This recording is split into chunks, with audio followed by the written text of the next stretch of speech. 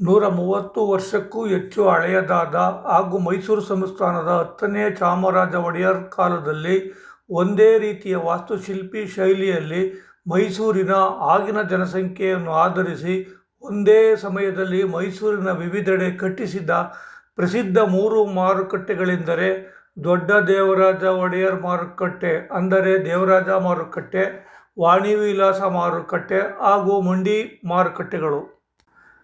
ಇವುಗಳನ್ನು ಸುಣ್ಣದ ಗಾರೆ ಬಳಸಿ ಕಲ್ಲುಗಳು ಮತ್ತು ಇಟ್ಟಿಗೆಯಿಂದ ಕಟ್ಟಿರುತ್ತಾರೆ. ಎಲ್ಲಿಯೂ ಕಬ್ಬಿಣದ ಸರಳುಗಳನ್ನು ಅಳವಡಿಸಿಲ್ಲ. ಮದ್ರಾಸ್ ಚಾವಣಿಗಳನ್ನು ಹೊಂದಿವೆ ಹಾಗೂ ನಿರ್ಮಾಣದಲ್ಲಿ ತೇಗದ ಮರವನ್ನು ಬಳಸಲಾಗಿದೆ. ಇತ್ತೀಚಿನ ದಿನಗಳಲ್ಲಿ ದುರಸ್ತಿಗಾಗಿ ಮಾತ್ರ ಸಿಮೆಂಟ್ ಉಪಯೋಗಿಸುತ್ತಿದ್ದಾರೆ. ದೇವರಾಜ ಮಾರುಕಟ್ಟೆಯು ಮೈಸೂರಿನ ಹೃದಯ ಭಾಗದಲ್ಲಿ ಸಯ್ಯಾಜಿರಾವ್ ರಸ್ತೆಗೆ ಹೊಂದಿಕೊಂಡಿದ್ದರೆ, ವಾಣಿವಿಲಾಸ ಮಾರುಕಟ್ಟೆಯನ್ನು ಅಗ್ರಹಾರ ವೃತ್ತದಲ್ಲಿ ವೃತ್ತಕ್ಕೆ ಅಭಿಮುಖವಾಗಿ ಮುಖ್ಯದ್ವಾರವಿಟ್ಟು ನಿರ್ಮಿಸಲಾಗಿದೆ. ಎಲ್ಲ 3 ಮಾರುಕಟ್ಟೆಗಳಲ್ಲಿ ಮಾರುಕಟ್ಟೆಯು ವಿಶಾಲವಾದ ಪ್ರವೇಶದ್ವಾರ ಮತ್ತು ಎತ್ತರದ ಸ್ವಾಗತ ಕಮಾನು ಹೊಂದಿದ್ದು, ಕಲ್ಲು ಚಪ್ಪಡಿ ನೆಲ ಹಾಸನ್ನು ಹೊಂದಿರುವುದರಿಂದ ಸ್ವಚ್ಛಗೊಳಿಸುವಿಕೆಯನ್ನು ಸುಲಭಗೊಳಿಸುತ್ತಿದೆ. 3 ಮಾರುಕಟ್ಟೆಗಳು ಪಾರಂಪರಿಕ ರಚನೆಗಳು ಮೈಸೂರು ನಗರದ ಕಲ್ಪನೆಯ ನೋಟಕ್ಕೆ ಹೊಂದಿಕೊಂಡಿವೆ. ನಾನು ದೇವರಾಜ ಮಾರುಕಟ್ಟೆ ಹಾಗೂ ವಾಣಿವಿಲಾಸ ಮಾರುಕಟ್ಟೆಗಳನ್ನು ನೋಡಿದ್ದೆ. ಇವುಗಳಲ್ಲಿ ಲೆಕ್ಕವಿಲ್ಲದಷ್ಟು ಬಾರಿ ಹೋಗಿದ್ದೇನೆ ಹಾಗೂ ಮನೆಗೆ ಹಣ್ಣು, ತರಕಾರಿ ಹಾಗೂ ಇತರೆ ಪದಾರ್ಥಗಳನ್ನು ಕೊಂಡು ತಂದಿದ್ದೇನೆ. ಮೈಸೂರಿನಲ್ಲಿ ಮತ್ತೊಂದು ವಾಸ್ತುಶಿಲ್ಪಿಯಲ್ಲಿ ಮಾರುಕಟ್ಟೆ ಇರುವುದು ಗೊತ್ತೇ ಇರಲಿಲ್ಲ. ಶುಕ್ರವಾರ 28 ಮಾರ್ಚ್ 2025ರಂದು ನನ್ನ ಗೆಳೆಯ ಇಂಜಿನಿಯರ್ ರಾಮಕೃಷ್ಣೇಗೌಡರವರು ಬೆಂಕಿ ನವಾಬ್ ಬೀದಿ ಮತ್ತು ಅಕ್ಬರ್ ರಸ್ತೆಗೆ ಹೊಂದಿಕೊಂಡಿರುವ ಮಂಡಿ ಮಾರುಕಟ್ಟೆಗೆ ಅದರ ಬಗ್ಗೆ ಮಾಹಿತಿ ಕೊಟ್ಟು ಕರೆದುಕೊಂಡು ಹೋಗಿದ್ದರು.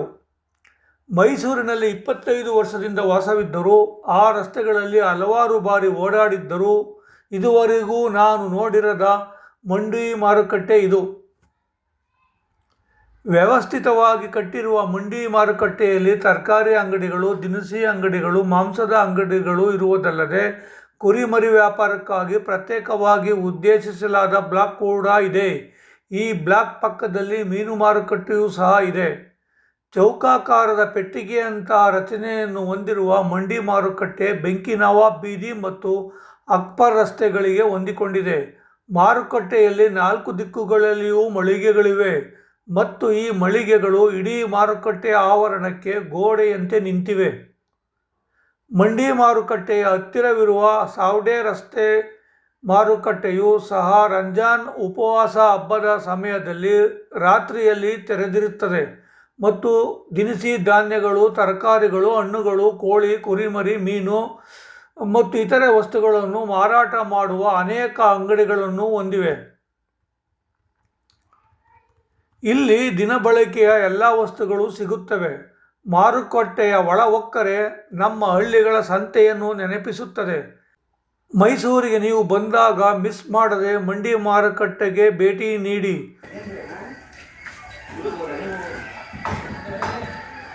ಇದಾಗಿದ್ದು ಕಟ್ಟಿದ್ದು ನಿಮ್ಮ ಜ್ಞಾಪಕ ಬಂದಂಗೆ ನಮ್ಮ ಅಪ್ಪನ ಕಾಲದಿಂದ ಸುಮಾರು ಮುಂದಗಡೆ ಗೋಲ್ಡ್ ಹಾಕಿದ್ದಾರೆ.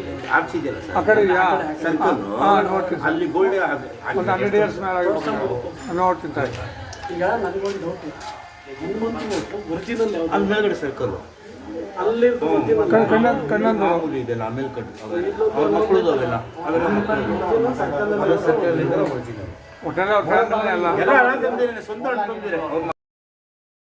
ವಿದೇಶಿ ಪ್ರವಾಸಿಗರಿಗೂ ನಮ್ಮ ಮೈಸೂರಿನ 3 ಮಾರುಕಟ್ಟೆಗಳು ಪ್ರವಾಸಿ ತಾಣವಾಗಿವೆ ಹಾಗೂ ಹೊಸ ಜೀವನಕ್ಕೆ ಪ್ರವೇಶಿಸುವ ನವ ಜೋಡಿಗಳಿಗೆ ವೆಡ್ಡಿಂಗ್ ಶೂಟ್ ಸ್ಪಾಟ್ಗಳಾಗಿವೆ. ಅರಸರು ದೂರದೃಷ್ಟಿಯಿಂದ ಕಟ್ಟಿಸಿದ ಸಾಂಸ್ಕೃತಿಕ ನಗರಿ ಮೈಸೂರಿನ 3 ಮಾರುಕಟ್ಟೆಗಳು 130 ವರ್ಷಗಳು ಕಳೆದರೂ ಇನ್ನೂ ಜೀವಂತವಾಗಿವೆ. ನಿತ್ಯವೂ ಸಾವಿರಾರು ಜನರು ವ್ಯಾಪಾರಕ್ಕಾಗಿ ಬರುತ್ತಾರೆ. ಆದರೆ ಇತ್ತೀಚಿನ ಆಡಳಿತ ವ್ಯವಸ್ಥೆಯಲ್ಲಿ ಕಟ್ಟಿಸಿರುವ ಮಾರುಕಟ್ಟೆಗಳು ಖಾಲಿ ಹೊಡೆಯುತ್ತಿರುವುದು ವಿಪರ್ಯಾಸವೇ ಸರಿ.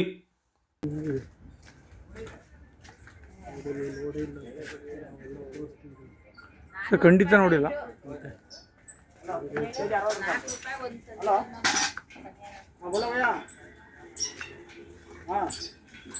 ಸೊ ಹೆಚ್ಚಿಗೆ ಆ ಮಾರ್ಕೆಟ್ ಅಷ್ಟೇ ದೊಡ್ಡದಿದೆಯಲ್ಲ ಸರ್?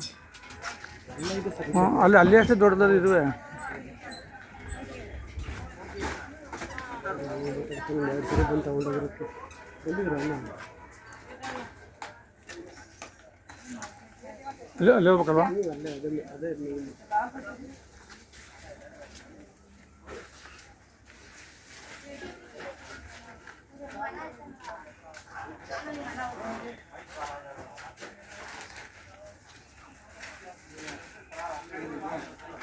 ಸರ್ ಇದು ನೀವು ತೋರಿಸಿದ್ರೆ ನಂಗೆ ನಿದ್ದಲ್ಲೂ ಗೊತ್ತಿಲ್ಲ ಮಾರ್ಕೆಟು.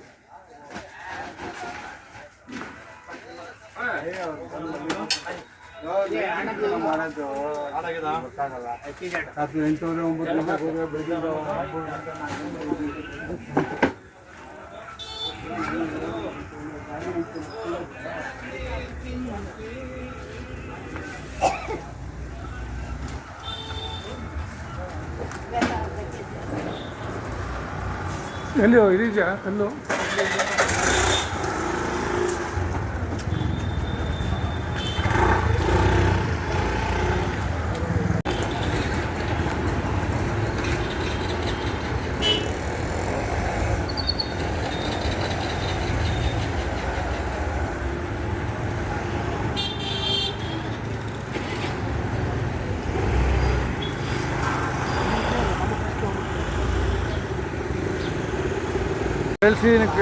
ಬಂದೆಲ್ಲ ತಗೊಂಡೋಗಿದ್ದೀವಿ ಸರ್. ಈಗ ತರಕಾಲು ನಮ್ಮ ಮನೇಲಿ ತರಕಾಲು ತಿನ್ನೋದು ಬಿಟ್ಬಿಟ್ರು.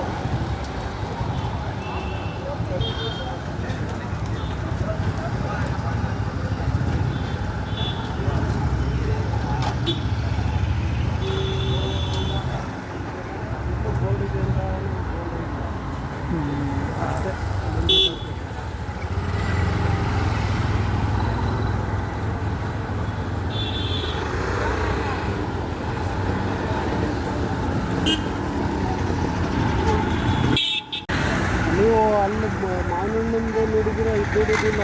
ಹಾಂ, ನೋಡಿಲ್ಲ.